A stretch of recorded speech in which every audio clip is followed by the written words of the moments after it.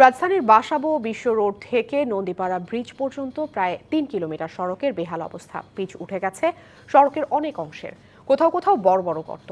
বর্ষা এলেই জমে পানি, আর রাস্তাগুলো সরু থাকায় গাড়ির চাপ বাড়লেই দুর্ভোগ চরমে। দ্রুত সংস্কার ও রাস্তা প্রশস্ত করার দাবি জানিয়েছেন স্থানীয়রা। বাসাবো বিশ্ব রোড থেকে নন্দীপাড়া সড়কের চিত্র এমন। প্রতিদিনই সড়কটিতে তৈরি হয় এমন বিচিত্র গাড়ির জটলা।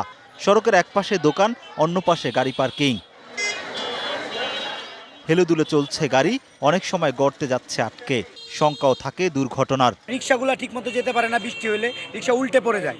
এই জিনিসগুলো আমরা বিগত দিনে দেখেছি। পুরা রাস্তা দখল করে রাখছে এবং টেম্পো স্ট্যান্ড দখল করে এরা সিএনজি স্ট্যান্ড বানাইছে।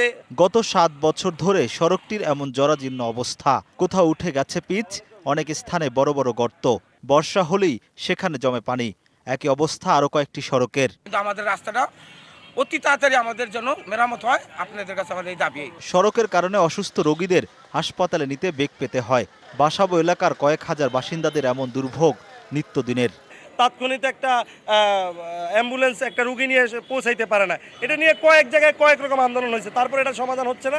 সড়ক সংস্কার না হওয়ায় ঢাকা দক্ষিণ সিটি কর্পোরেশনের তৎকালীন কর্মকর্তাদের দুষলেন ৪ নম্বর ওয়ার্ডের সাবেক কাউন্সিলর। ব্যারিস্টার তাপস কমিশনার নিত আর এর কমিশনার, যার জন্য কাজগুলি সঠিকভাবে হয় নাই।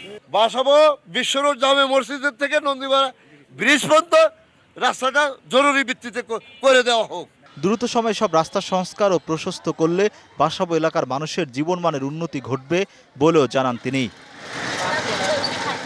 Rakib Hossain, DBC news, Dhaka.